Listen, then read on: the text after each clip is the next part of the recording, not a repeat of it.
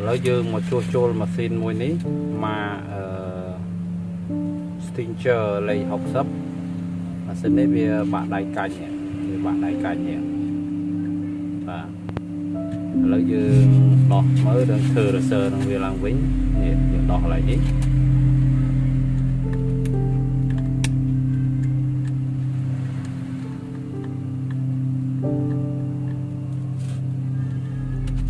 Và đọc Việt Nam máu dương có cầm hộp năng tránh dương khơi thà về miền này.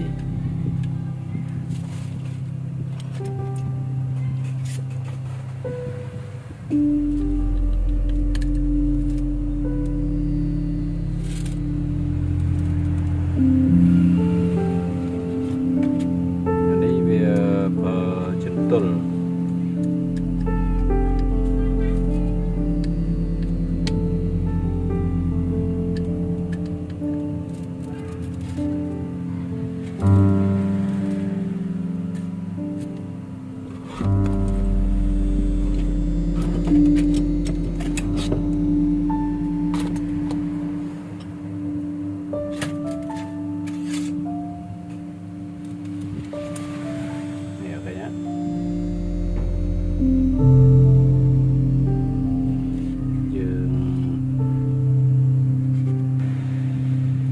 về bạn chân tôi đấy, tôi này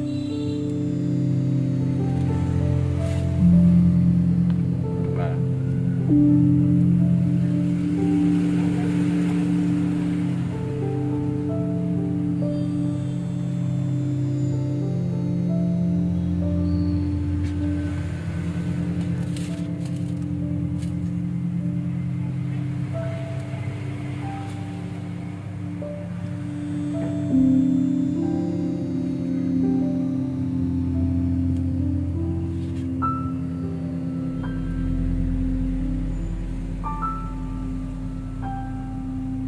để chúng tôi đang phải nhắn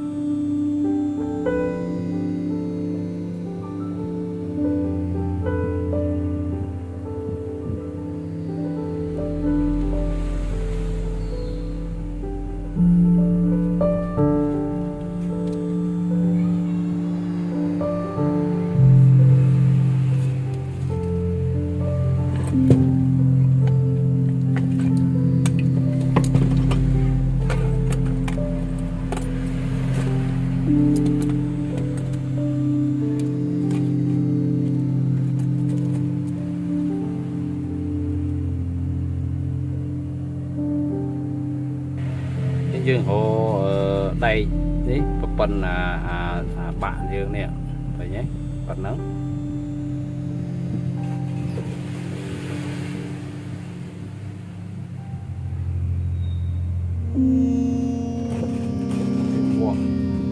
dương nè dương cạch khang lơ đi dương cạch cây kìa chân dương đom khang khổ đi tích sân là bảy tục là sơ này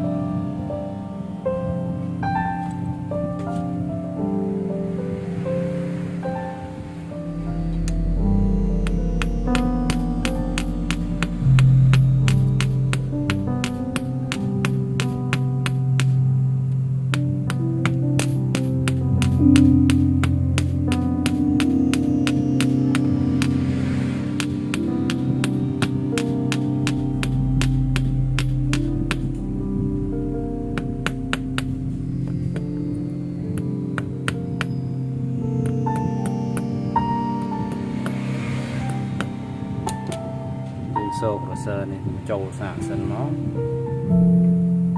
và này bị tục bà này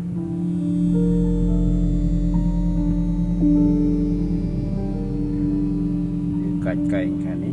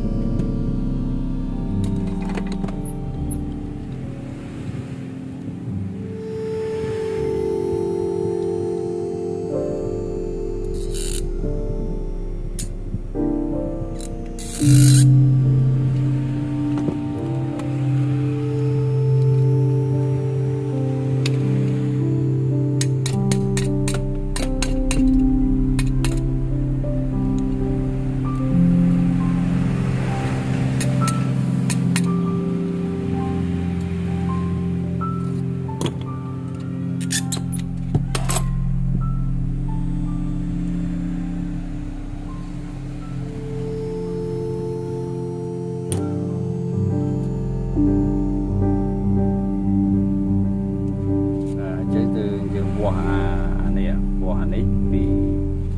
cái này bạn ấy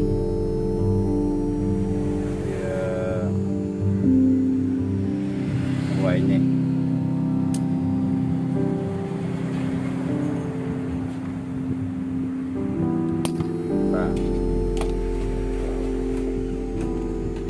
dương cha về mù tích lại nâng đại xa về tới câu thì mùi bắt đầu là sơ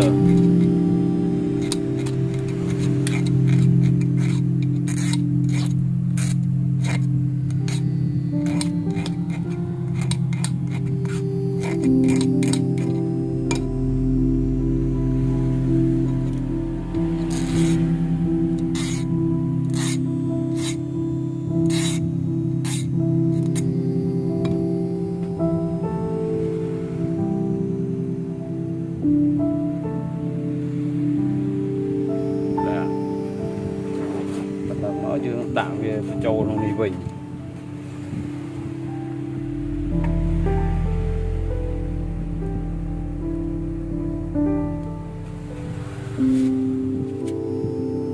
châu nông đầy nè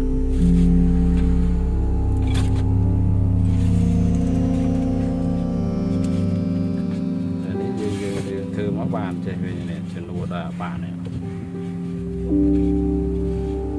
bạn nó về đây chế dương chân đồ từ đi bàn này và tạo bị trâu chẳng máu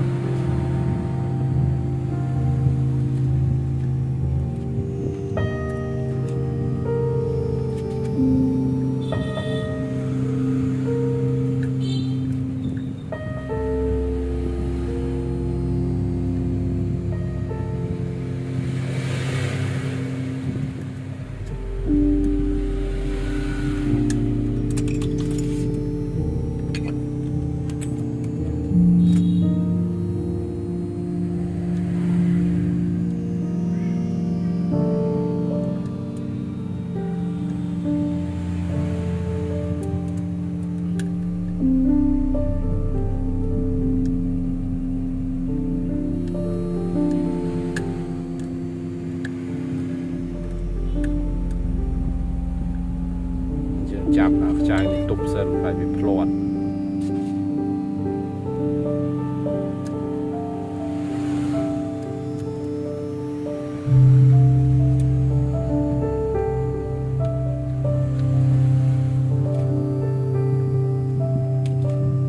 đã không hộp thì sân là dương cất tục về sân toàn chọc cháo thế là dương còn đã tục về sân này những cảnh xả về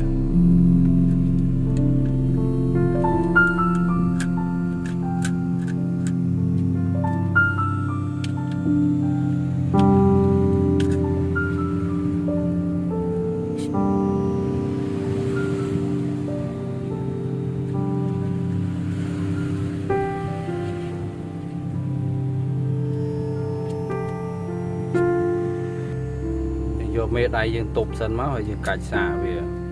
cao đòn chẳng á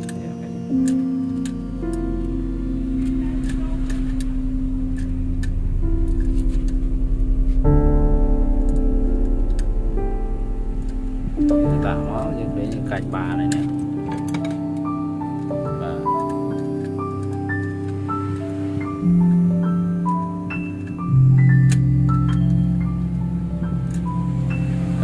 chẳng vì tầm nào cả hết dương đã cầm hộp này về châu bính rồi dương bánh khăn về đi sân làm bây giờ bị chui mọi việc lỡ rồi chẳng á có mọi việc cột sạc khăn từ đã khăn nó này khăn đã châu lại thì nó làm bây giờ việc chui mọi việc miền sầm nặng chẳng á và tập vận nắng ban vào đây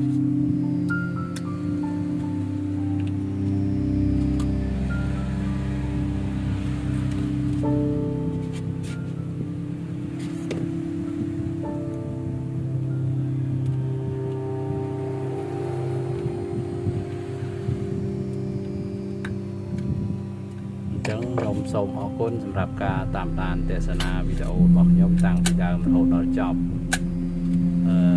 สำหรับการจุดจุลมาสินกระบอกอะไรเนี่ยอย่างคือใดเนี่ยvà như